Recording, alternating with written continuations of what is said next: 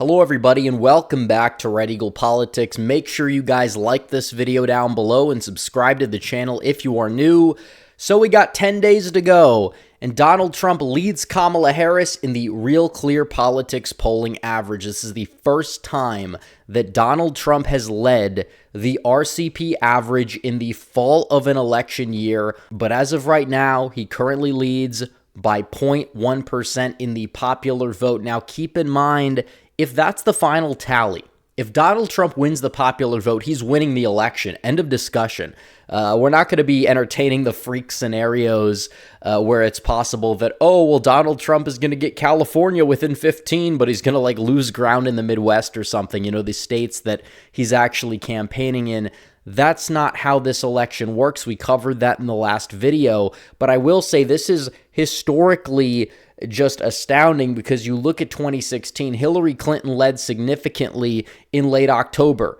In late October in 2020, Joe Biden led by 8 percentage points. The final average had him leading by close to 8. He only won the popular vote by 4 points and change. Currently, Donald Trump is leading the popular vote. And if you look at the polls that are in the average, what pollsters are showing that? Are these right-leaning pollsters, as they say, which honestly have been more historically accurate with Trump on the ballot than these liberal pollsters, or are these liberal pollsters? They're mainly pollsters coming from the mainstream media and the left. And you could look at this here.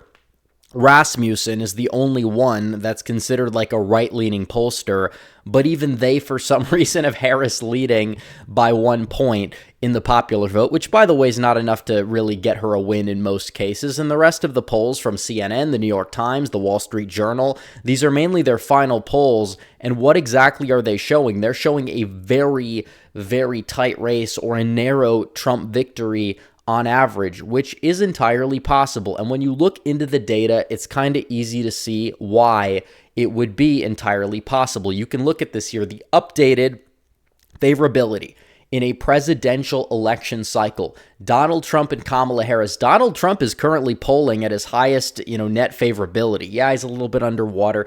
Every major party candidate at this point, for the most part, is probably going to be in a polarized country, to be honest. And the fact is that Harris was tied. She was actually leading a little bit. I questioned how much of that lead was actually genuine. And now she's falling back to reality as a lot of people have, kind of started to pay attention. The response bias has weared off. And Donald Trump currently, he's within 5. Harris is kind of in the same ballpark there. And while you could say, well, Harris currently has a lower net unfavorable rating than Trump, well, look at Trump's job approval when they ask on the callback. He's usually in the positives. Harris's is minus 10. It's in the double digits. And Biden's is even worse. And she's tied to Biden. And she has come out and said, I do nothing differently than Biden. That's being played on every single advertisement that you can imagine. That moment, she basically put the nail in the coffin in her campaign. But to be fair, she's really been unable to separate herself anyways effectively because she's been there the entire time. It's like if Democrats really wanted to win this election, they probably would have needed to have a primary opponent to Biden, or at least get him to step aside in December of last year and have some, celebrity candidate or something run on the Democrat side that actually had a vision, had some sort of charisma. Maybe they would be able to be doing better, but they basically ran the only person, and they didn't even nominate this person through a traditional primary process. They anointed a successor who a lot of people at the time did not have a favorable view of. And while the media was able to, run cover with this honeymoon period for a couple months, it's not working and it's slipping. And Trump's favorability is going up.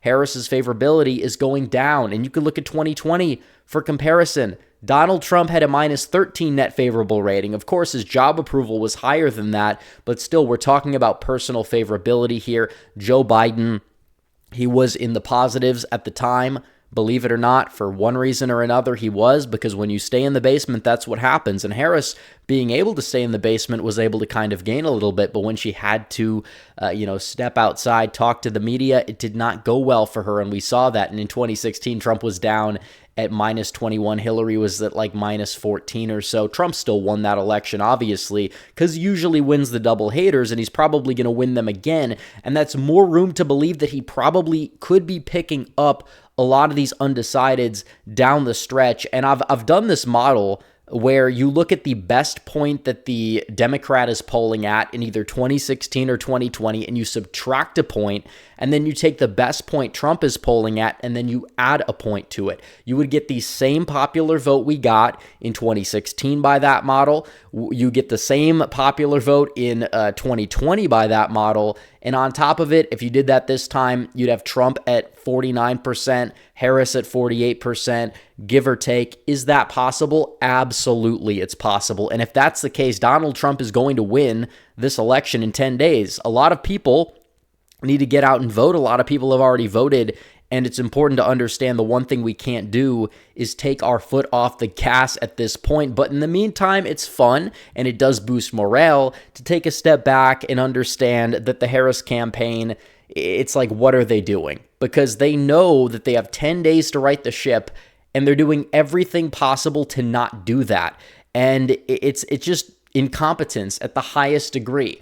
She's not really campaigning in these swing states she needs to campaign in. She's going to the state of Texas. She's not going to win Texas.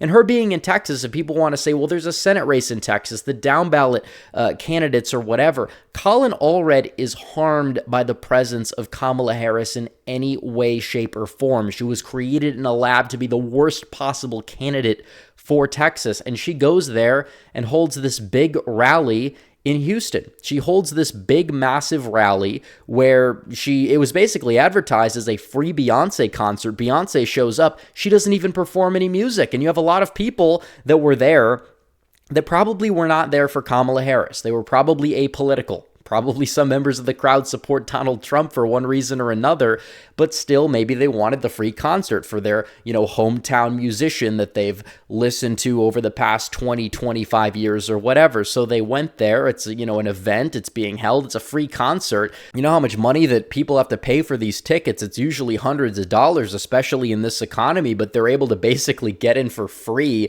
because Kamala Harris is spending her war chest paying these celebrities to campaign with her or whatever, and she goes there, she takes the mantle, she's getting booed, she's getting heckled at. It's crazy. We could play this clip here.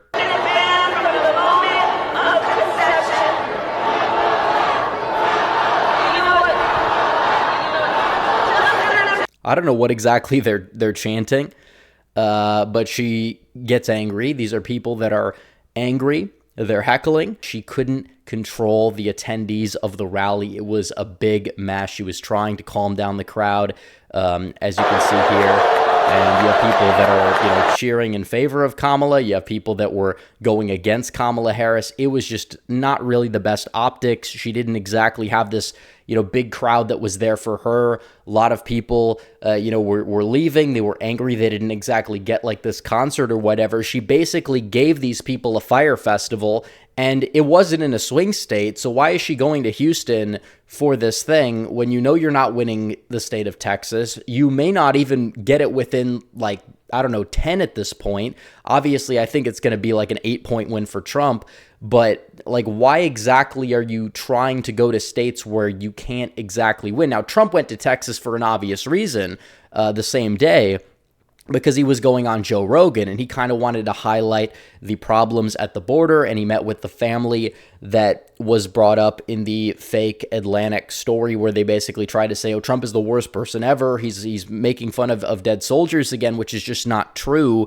And they're just pulling things out of their rear end because they're desperate, because you look at these numbers, And the more they do it, the less it's working. The more Trump is gaining popular, and they're losing their minds because they just don't know how to handle it. They don't have a closing argument because they've went through every single argument over the past 9 years, and they've all failed.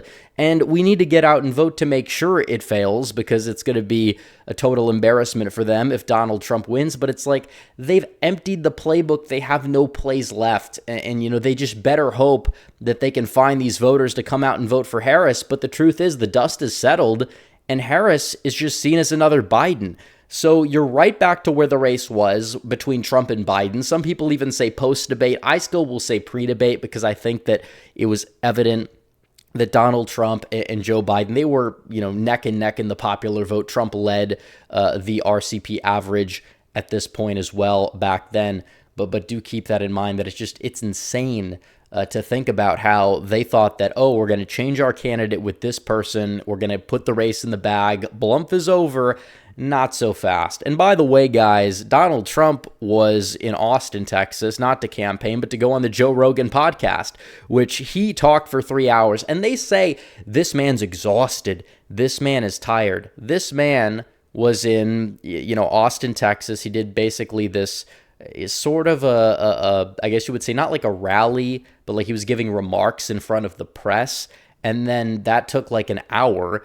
And then he did this for 3 hours. Then he flew, late at night to Traverse City, Michigan to do a rally for another hour and a half. I mean, the guy is a total madman, and they want to say this guy's too old to be president, which again is ironic given the past 4 years and what they've defended with Biden. But they say he's tired. That doesn't work. Kamala Harris did not go on Joe Rogan's podcast, and it's a missed opportunity for her. They got like 22 million views in the first day, a little bit more than that.